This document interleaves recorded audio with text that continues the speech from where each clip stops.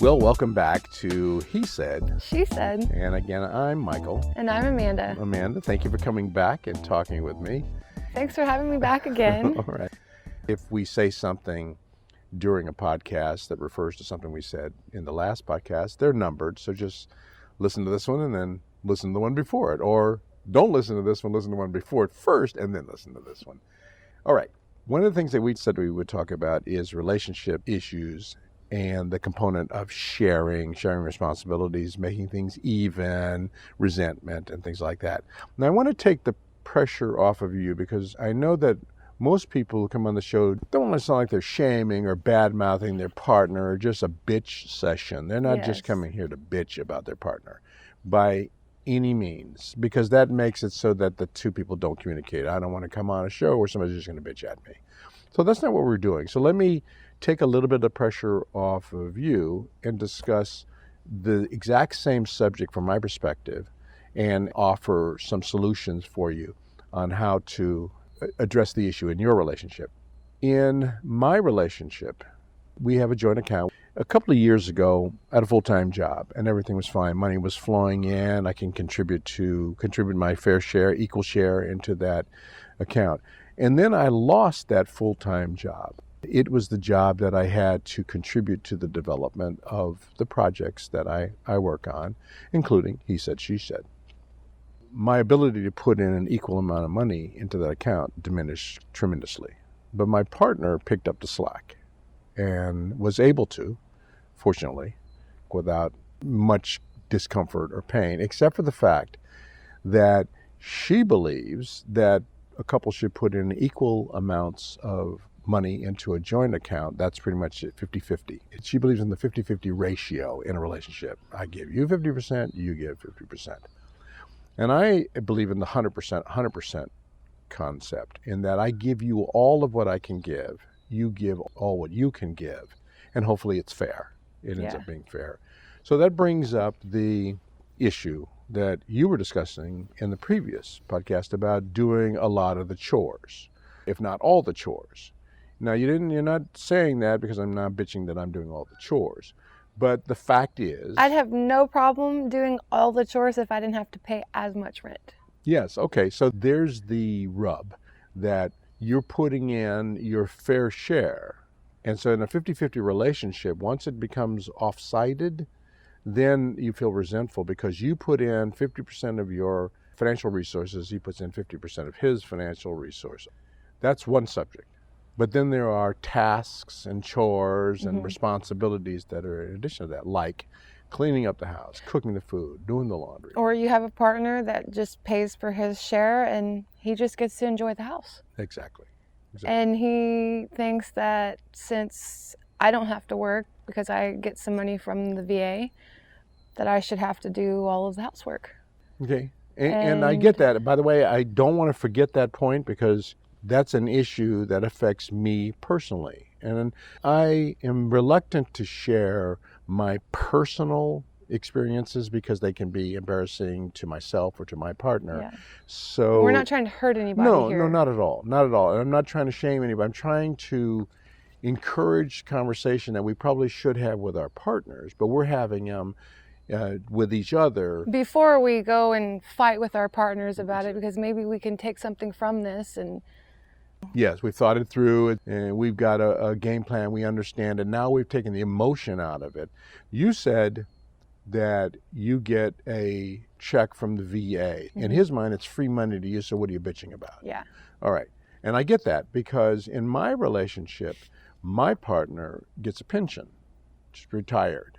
So she's already earned that money, and her pension is now free money. She doesn't have to work every day to get that money in. So now she can play, relax, do whatever she wants to do, and that pension comes in. Now that's her money. She earned it.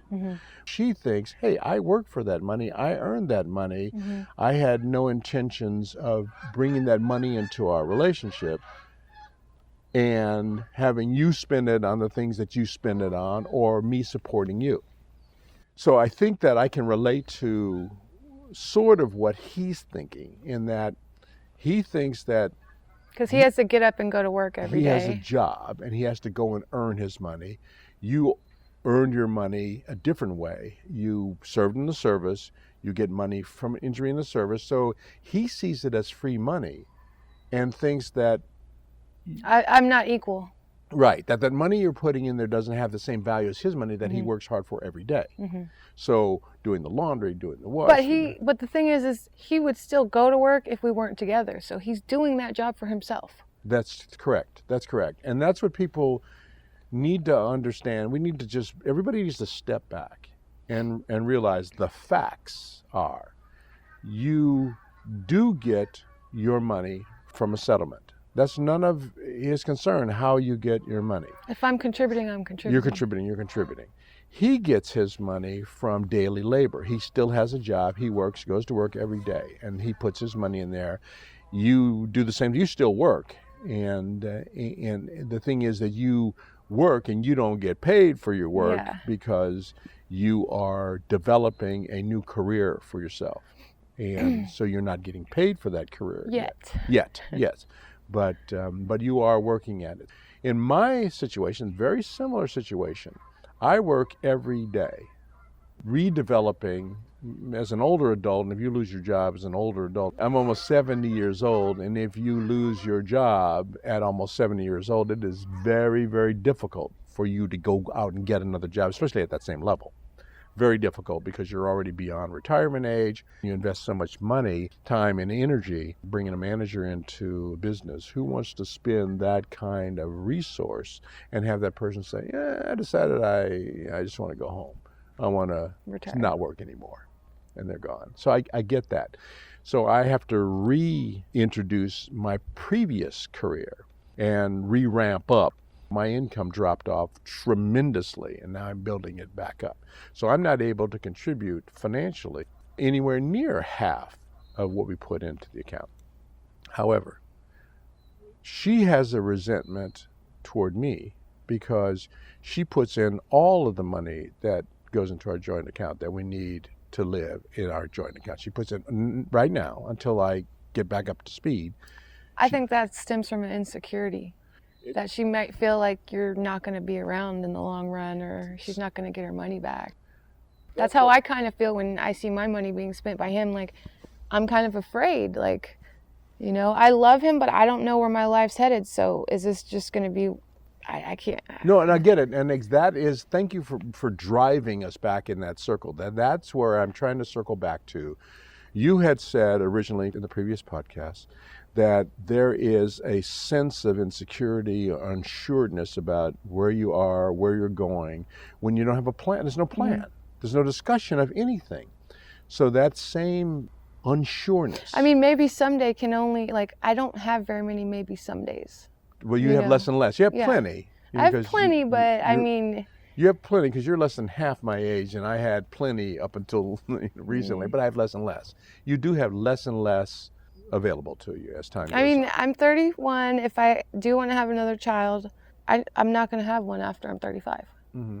So the clock is ticking. Yeah. So I have 4 years to figure out if I'm going to have another child, if I'm going to have the family I always ever wanted, or, if I don't know. And the thing is that you're reluctant to make the decision and pull the trigger on having that child, having that family with this partner, because there's so much stuff that's unsure that you may end up raising you have 2 kids now, your current 2 children, and a third one kind of on your own. Yeah, and I definitely do not want to do that. I would only want to have a child with somebody that would want that more than anything in the world with me. And be committed to that. Yeah. Now, there are situations where the one partner wants a 50-50 relationship and the other partner wants 100% relationship.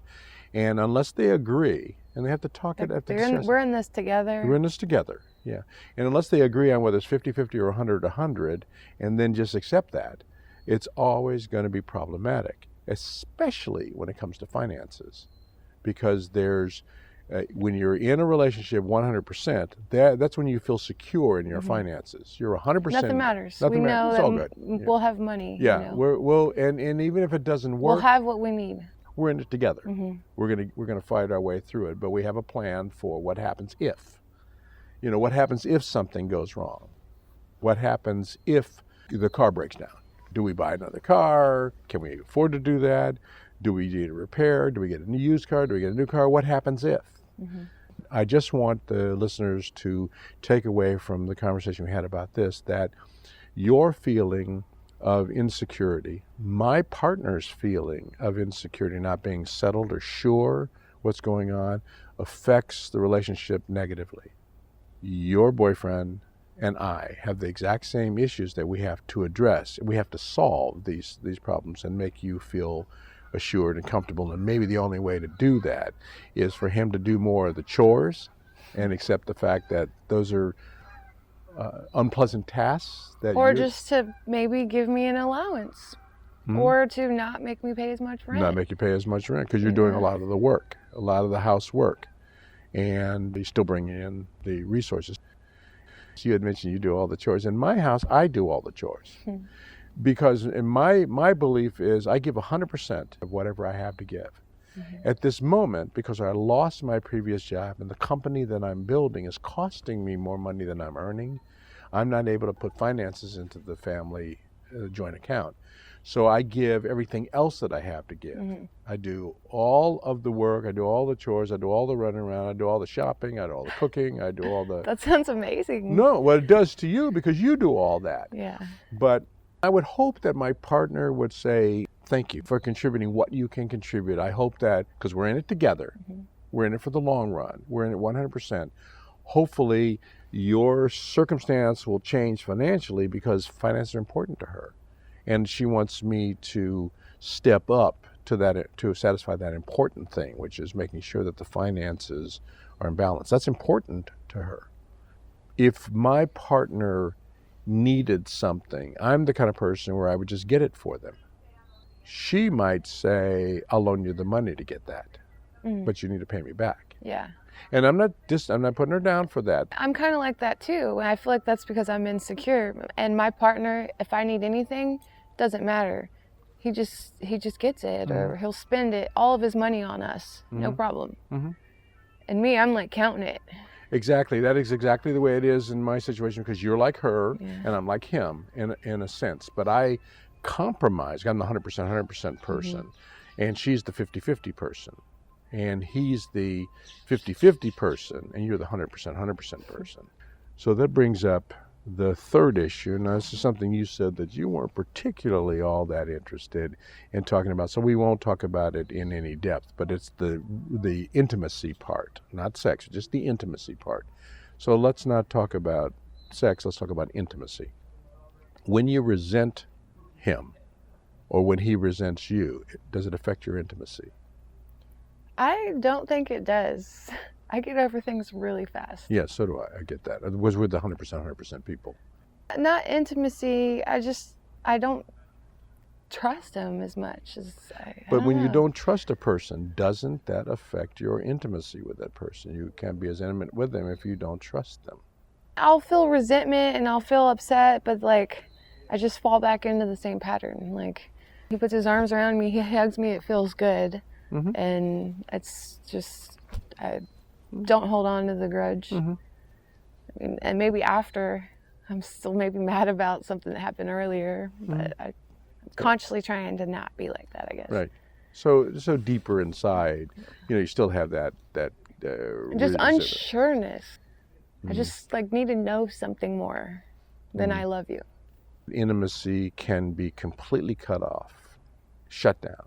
When you're not sure, you don't trust the other person, the issues are not resolved. Never resolved. It's just swept under the rug. Yeah. And now the rug's so high, there's not even any floor. Now the rug's got bumps all over it. And you notice it every time you walk by it. What is that? Oh, that's the stuff I swept under it earlier. And I get that. Well, I do want our listeners on He Said, She Said to recognize that it's very difficult and very awkward and sometimes uncomfortable to have conversations about topics. But unless they do with their partner, they don't have to do it publicly. But unless they have those conversations with their partner, things get swept under the rug and you're constantly walking on a bumpy rug and being reminded that there's some crap under that rug that you swept under there and nobody seems to get it out. A lot of times you eventually just split up. You go your separate ways. It could be preceded by fights, arguments, insults, things like that. So you could go through a whole thing where the two of you are insulting each other, snapping at each other, not very patient with each other, or actually literally arguing, or even worse than that, fighting, physically fighting, throwing things at each other, yelling and screaming, hitting each other. Depends on your personalities, and I think that you're not the type to engage that way. Rather than let things escalate to that kind of